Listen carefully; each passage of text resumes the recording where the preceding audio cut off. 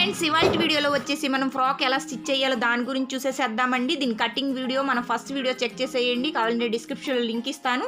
Cutting video కూడా చూడండి మీకు అవసరం అనుకుంటే. ఇవాళ వచ్చేసి మనం స్టిచ్చింగ్ చూద్దాము, స్టిచ్చింగ్ ఎలాగో స్టార్ట్ చేసేసేద్దాము. ఇది బ్యాక్ నెక్ అండి. బ్యాక్ నెక్కి 5 ఫ్యాబ్రిక్ పెట్టేసి దాని మీద మనం లైనింగ్ వేసేసి డైరెక్ట్గా స్టిచ్ వేసేస్తున్నాము. తిప్పి వేయట్లేదు, ఎందుకంటే దీనికి నేను గోటు వేసేస్తాను. ఇప్పుడు బ్యాక్ నెక్ స్టిచ్ చేస్తున్నాను.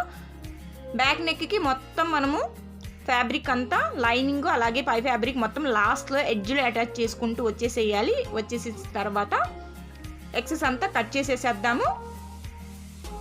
ఇది డ్రాప్ నెక్ అండి. బ్యాక్ వచ్చేసి డ్రాప్ వస్తుంది, మరి పెద్ద డ్రాప్ కాదు, మీడియం సైజులో. మీకు కావాలంటే కొంచెం పెద్ద డ్రాప్ కూడా చేసుకోవచ్చు, లేదంటే చిన్నదైనా కూడా వేసుకోవచ్చు. కటింగ్ వీడియో వచ్చేసి డిస్క్రిప్షన్లో లింక్ ఇచ్చేస్తానండి, అవసరమైతే దాన్ని కూడా చెక్ చేసేసేయండి. ఈ విధంగా మొత్తం మనము ఎడ్జ్లో స్టిచ్ వేసేసేద్దాం. ఫస్ట్ నెక్ వేసేసేద్దాము. అలాగే ఈ ఆమ్ హోల్ వేసేసిన తర్వాత ఒకటి అయిపోయిన తర్వాత నెక్స్ట్ ఆమ్ హోల్ కుట్టాలండి. రన్నింగ్లో కొట్టొద్దు, రన్నింగ్లో కొడితే మనకు ఉగ్గు వచ్చే ఛాన్సెస్ ఉంటాయి. అలాగే కింద కూడా లాస్ట్ ఎడ్జ్లో ఒక స్టిచ్ వేసేసేద్దాము. వేసేసిన తర్వాత ఎక్సెస్ అంతా మొత్తము కట్ చేసేసేద్దాము. ఇప్పుడు డ్రాప్లో సెంటర్ మాత్రం కట్ చేస్తున్నాను. ఓన్లీ లైనింగే మనం కట్ చేసాము, 5 ఫ్యాబ్రిక్ మటుకు కట్ చేసుకోకుండా వేస్తే మనకి నీట్గా వస్తుంది. నెక్ 2 కట్ చేసామంటే స్టిచ్ వేసేటప్పుడు మనకు ప్రాబ్లం వస్తుంది. ఈ విధంగా మనకి బ్యాక్ నెక్ రెడీ అయిపోయింది. అలాగే ఫ్రంట్ నెక్ కూడా నేను సేమ్ యాజ్ ఇట్ ఈజ్గా లైనింగ్ 5 ఫ్యాబ్రిక్ అంతా అటాచ్ చేసి పెట్టేసేసాను.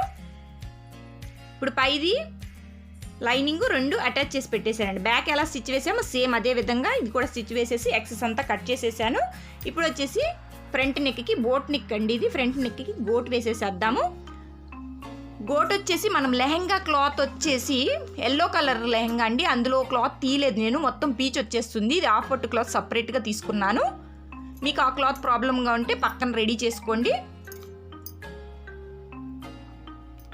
ఈ విధంగా రెడీ చేసేసి ఒక సైడ్ అంతా కుట్టేసామండి. కుట్టేసిన తర్వాత కరెక్ట్గా ఎడ్జ్లో ఒక పాదం ఖర్చు లెవెల్లో కుట్టుకుంటా వచ్చేసేద్దాము. ఎడ్జ్లో కాకుండా పాదం ఖర్చు లెవెల్లో కుట్టుకుంటూ వచ్చేసేసి మొత్తం చిన్న చిన్న కట్స్ పెట్టేద్దామండి. ఈ కట్స్ పెట్టడం వల్ల మనకి నెక్ చాలా బాగా తిరుగుతుంది. మొత్తం కట్స్ అయిపోయిన తర్వాత ఈ విధంగా మనకి పైపింగ్ ఎంత కావాలో, మీకు కొంచెం లావుగా కావాలంటే కొంచెం లావుగా ఫోల్డ్ చేయండి, బాగా సన్నగా కావాలంటే బాగా సన్నగా ఫోల్డ్ చేసేసేయండి. ఇప్పుడు మన స్టిచ్ వచ్చేసి పింక్ క్లాత్ అలాగే ఎల్లో క్లాత్కి మధ్యలో ఒక లైన్ కనిపిస్తుందండి. ఆ లైన్లో మాత్రమే రావాలండి. ఫ్రంట్ నెక్కి ఎలా వేసామో సేమ్ అదే విధంగా బ్యాక్ నెక్ కూడా పైపింగ్ వేసేసేద్దాం. పైపింగ్ వీడియో కావాలంటే మన ఫస్ట్ వీడియోస్ చెక్ చేసేసేయండి. నేను వితౌట్ థ్రెడ్ పైపింగ్ అలాగే థ్రెడ్ పైపింగ్ 2 గురించి చెప్పాను, చాలా డీటెయిల్గా చెప్పాను. అది చూసేస్తే మీకు పైపింగ్ అర్థమైపోతుంది. పైపింగ్ వేసిన తర్వాత మీరు పాదం ఖర్చులో ఇంకో స్టిచ్ కూడా వేసేసేయండి. ఇంకో స్టిచ్ వేస్తే మనకి కరెక్ట్గా బాగా అణిగి ఉంటుంది. ఈ విధంగా మనకి ఫ్రంట్ నెక్ రెడీ అయిపోయింది. అలాగే ఇప్పుడు బ్యాక్ నెక్ వేస్తున్నాను. బ్యాక్ నెక్ వేసే విధానం చూడండి. రన్నింగ్లో వేయొద్దు, రన్నింగ్లో వేస్తే మనకి ఆ మూల సరిగా రాదు. కర్వ్ దగ్గర డ్రాప్ దగ్గర మూల వచ్చింది కదండి, సేమ్ ఈ మూల సరిగా రాదు. ఆఫ్ వేసేసుకోండి. ఇంతవరకు కట్ చేసేసేయండి. ఇది చిన్న టెక్నిక్ అన్నమాట, మనకు మూల బాగా రావడానికి. సేమ్ యాజ్ ఇట్ ఈజ్గా మొత్తం కట్స్ పెట్టేసేద్దాం. కట్స్ పెట్టేసి ఈ చిన్న పార్ట్ వరకు తిప్పుదాం. ఫస్ట్ ఈ విధంగా ఫోల్డ్ చేసేసి ఈ చిన్న పార్ట్ వరకు తిప్పేసేద్దాము. ఎలా వేస్తున్నానో బాగా గమనించండి.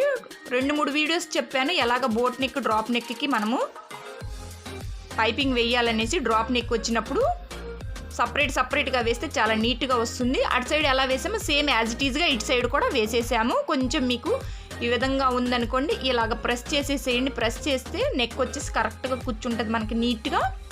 విధంగా 2 సైడ్ అయిపోయిన తర్వాత ఇప్పుడు మనము డ్రాప్కి వేయాలన్నమాట. అదే మీరు రన్నింగ్లో వేశారనుకోండి, ఆ మూల అయితే అస్సలు నీట్గా రాదు.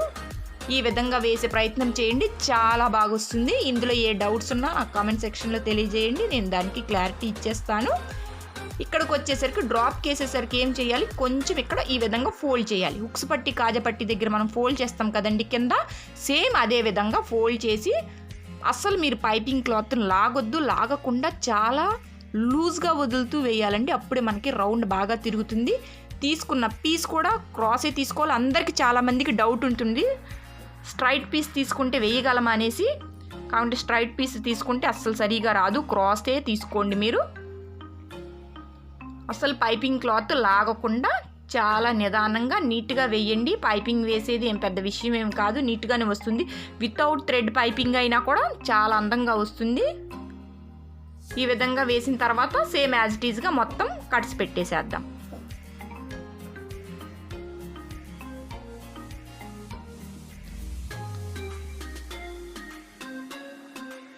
స్టార్టింగ్లో కొంచెం ఎక్స్ట్రా క్లాత్ ఉందంటే ఆ క్లాత్ దగ్గర కొంచెం కట్ చేసేసేయండి. కట్ చేసేసి సేమ్ ఈ విధంగా తిప్పేసేసి స్టిచ్ వేసేసేయండి. ఒకటి చూసారా, మూల వచ్చేసి ఎంత నీట్గా సూపర్గా రెడీ అవుతుందో.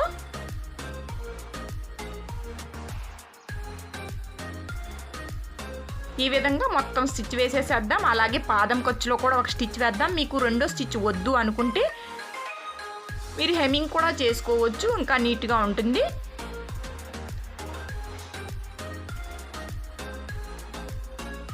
మూల మీద మటుకు ఎక్స్ట్రా క్లాత్ మొత్తం కట్ చేస్తూ ఉండండి. కొంచెం వీడియోస్ లేట్గా అవుతుందండి. మా అమ్మగారికి బాగోలేక ఊరికి వచ్చాను నేను, అందుకే ఒక 3 days అయింది వీడియో అప్లోడ్ చేయలేదు నేను.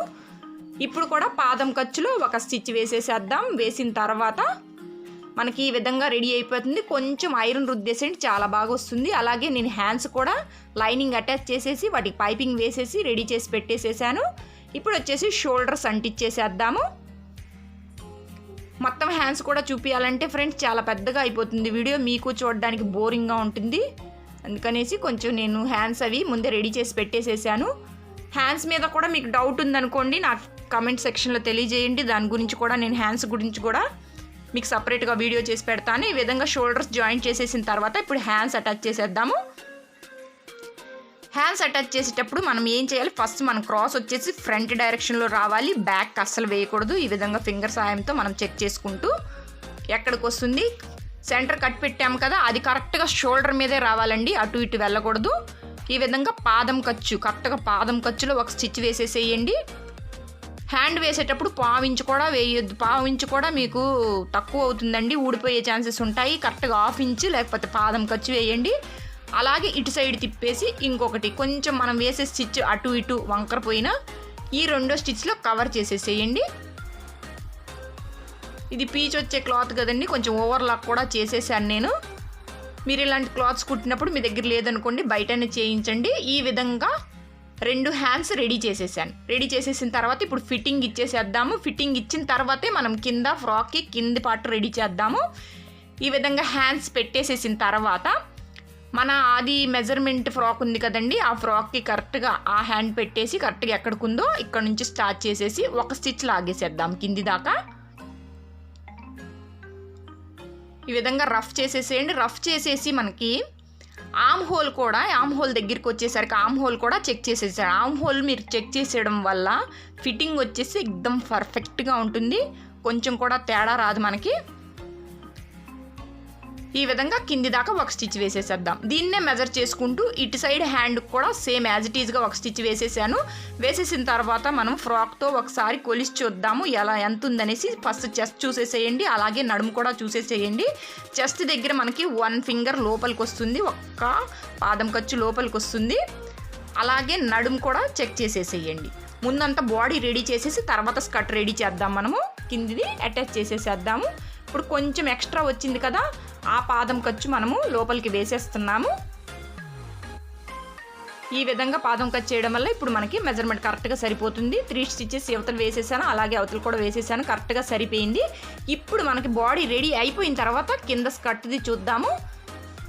మొత్తం 4 ఫోల్డింగ్స్లో మెజర్ చేసి చూద్దామండి ఎంత ఉంది. 4 ఫోల్డింగ్స్లో మెజర్ చేస్తే 31 ఇంచెస్ ఉంది మనకి. ఈ 31ని ఏం చెయ్యాలి, దీన్ని మనము ఒక మ్యాథ్స్ లాగా డివైడ్ చేయాలి. ఇంతకు ముందు వీడియోస్లో కూడా లెహంగాస్ వీడియోస్లో కూడా చెప్పేశాను.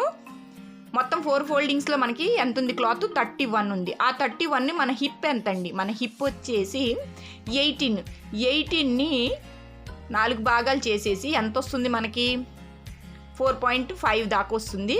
దానితో డివైడ్ చేయాలి. డివైడ్ చేస్తే మనకి 4.5 వచ్చేసింది.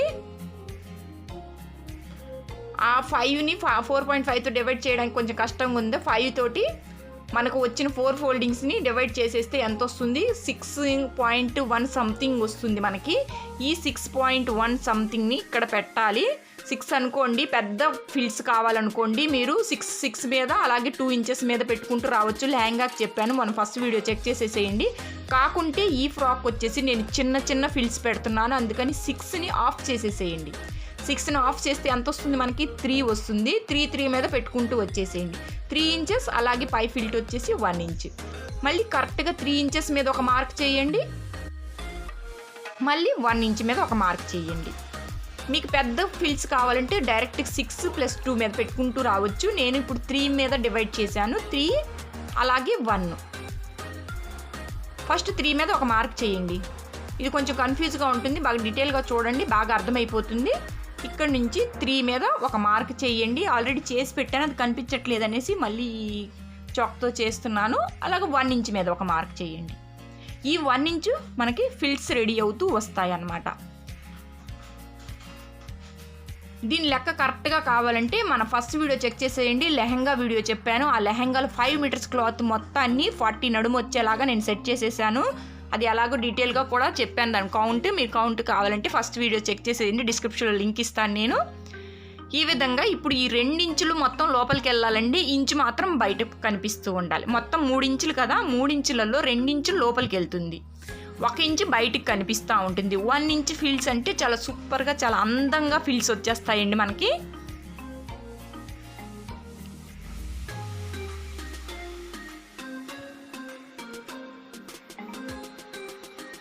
ఈ విధంగా ఫిల్ట్ వేసుకుంటూ రావాలి. 2 ఇంచెస్ లోపలికి పెడుతున్నాను చూడండి, 1 ఇంచ్ మాత్రం పైకి వదిలేస్తున్నాను. ఆ 1 ఇంచ్ మనకి 2 ఇంచ్ లోపలికి పోయింది అయితే కనిపించదండి, 1 ఇంచ్ మాత్రమే బయటికి తెలుస్తూ ఉంటుంది. బాగా గమనించండి. 1 ఇంచ్ అలా ఉంచేసి ఆ 1 ఇంచ్ కింద ఈ 2 ఇంచ్ని ఒత్తేసేయాలన్నమాట. ఒకసారి మీకు అర్థమైపోయింది అనుకోండి, ఎంత పెద్ద లెహంగాస్ అయినా ఎంత పెద్ద ఫ్రాక్స్ అయినా కుట్టేసేయచ్చు. 1 ఇంచ్ వదిలేసేయండి, ఈ 2 ఇంచెస్ని లోపలికి నెట్టేస్తూ ఉండండి. ఈ విధంగా ఫిల్స్ అన్నీ మనకి నీట్గా రెడీ అయిపోతాయి. ఈ విధంగా కౌంట్ చేసి పెట్టడం వల్ల మనకి ఏం జరుగుతుందంటే ప్రతిసారి మనము ఇది పీకకుండా కరెక్ట్గా మన నడుములోపే ఎన్ని మీటర్స్ క్లాత్ అయినా కరెక్ట్గా సెట్ అయిపోతుంది అన్నమాట. ఈ విధంగా మొత్తం క్లాత్ అంతా ఫిల్స్ పెట్టేసేద్దాము. ఎడ్జ్ దాకా వచ్చేసరికి చూసారా ఎంత సూపర్గా మనకి ఫిల్స్ 1 ఇంచ్లో రెడీ అయిపోయాయి. ఇప్పుడు దీన్ని మనం ఇలా ఫోల్డ్ చేసేసి కొలిసి చూద్దాము. మన నడుము వచ్చేసి 18 కదా, కరెక్ట్గా వచ్చిందా రాలేదా అనేసి చూద్దాము.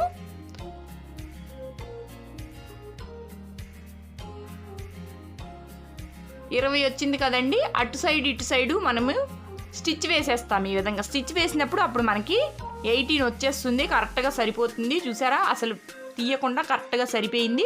ఇప్పుడు వచ్చేసి లైనింగ్ అటాచ్ చేసేసేద్దాం. దీనికి లైనింగ్ వచ్చేసి 3 మీటర్స్ మొత్తం వెడల్పులో స్టిచ్ చేసేసానని చెప్పాను కదండి. ఈ విధంగా స్టిచ్ వేసేసుకున్న తర్వాత లోపల లైనింగ్ కూడా సేమ్ యాజ్ ఇట్ ఈజ్గా చిన్న చిన్న ఫిల్స్ పెట్టుకుంటూ, లైనింగ్కి అయితే ఏ కౌంట్ చేయనండి, అలాగే డైరెక్ట్గా వేసేసేయండి. లైనింగ్ కదా కొంచెం అటు ఇటు అయినా నో ప్రాబ్లం.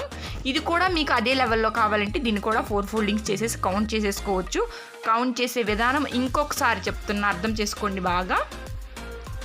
మనం 4 ఫోల్డింగ్స్లో క్లాత్ మొత్తం ఎంత ఉందో అది పక్కన పెట్టండి రాసి, అలాగే మన నడుము తీసుకోండి. నడుముని 4 భాగాలు చేయండి.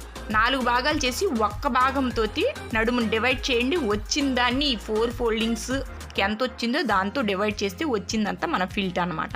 దాన్ని పెద్దది కావాలంటే పెద్దది పెట్టుకోవచ్చు, చిన్నది కావాలంటే చిన్నది పెట్టుకోవచ్చు. ఇప్పుడు 6ని నేను సగం చేసేసి 3 మీద పెట్టేసేసాను 1 ఇంచ్ ఫిల్ట్ వచ్చేలాగా.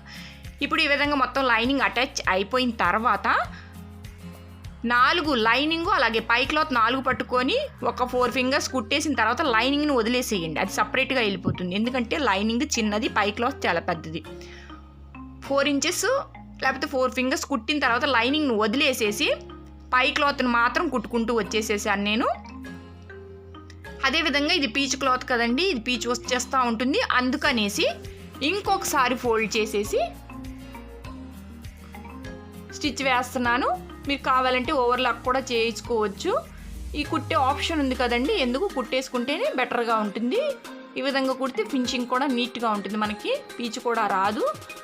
ఇది అయిపోయిన తర్వాత పై క్లాత్ని లోపలికి నెట్టేసి ఓన్లీ లైనింగే ఇక్కడ నుంచి స్టార్ట్ చేసేసేయండి. ఈ సపరేట్గా వేయడం వల్ల ఏం ప్లస్ జరుగుతుందంటే మనకి లెహంగా మొత్తం ఒక సైడ్కి లాగేసేది అనమాట. మొత్తం కలిపి కుట్టామంటే లెహంగా మొత్తం ఒక సైడ్కి లాగేస్తుంది. లోపల లైనింగ్ చిన్నది, అలాగే పై క్లాత్ పెద్దది. కాబట్టి ఎప్పుడైనా ఫ్రాక్స్కైనా లెహంగాస్కైనా ఈ విధంగా కొట్టండి, చాలా నీట్గా వస్తుంది.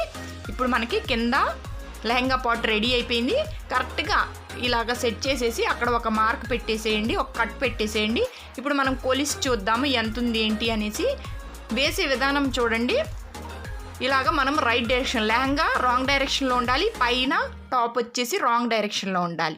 స్టిచ్చింగ్ దగ్గర అలాగే టాప్ స్టిచ్చింగ్ దగ్గర కరెక్ట్గా కలిసేసి ఈ కట్ పెట్టిన దగ్గర ఈ స్టిచ్ రెండు కలిసేలాగా కరెక్ట్గా చూసుకోండి. చూసేసి స్టార్ట్ చేయండి. కరెక్ట్గా ఇందులో సెట్ అయిపోవాలి మనకి. ఈ విధంగా కుట్టడం వల్ల మనకి ఫ్రాక్ వచ్చేసి పిల్లలు ఆడుకునేటప్పుడు చేతులు అలా పైకి ఎత్తినప్పుడు పైకి రాకుండా ఉంటుంది. కొంచెం మనకి కింద లెహంగా పార్ట్ ఎక్కువ ఉన్నట్టుగా ఉంది, అందుకనేసి ఇంకొక ఇంచు లోపలికి వేస్తున్నాను.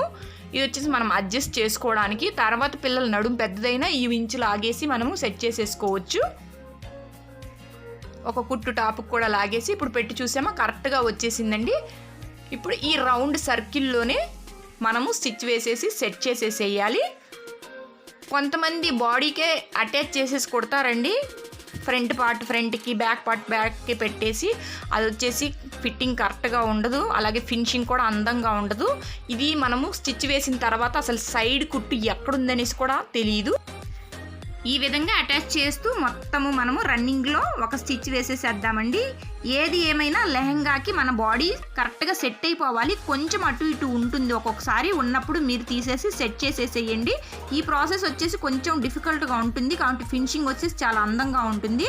పిల్లలు బాగా ఆడేటప్పుడు చేతులు అలా ఇలా ఎత్తేటప్పుడు మనకి లెహంగా వచ్చేసి కిందే ఉంటుంది, పైకి లేగదు. అదే మనం రన్నింగ్ ఫ్రంట్ పార్ట్ ఫ్రంట్కి, బ్యాక్ పార్ట్ బ్యాక్కి వేసేసామనుకోండి లెహంగా పైకి లెగుస్తూ ఉంటుంది, నీట్గా ఉండదు, ఫినిషింగ్ రాదు. ఈ విధంగా సెట్ చేయండి. అంబ్రెల్లా ఫ్రాక్ అయినా మామూలుగా ఫిల్స్ ఫ్రాక్ అయినా కరెక్ట్గా ఇందులో సెట్ చేసేలాగా ట్రై చేయండి, వస్తుంది గ్యారెంటీగా.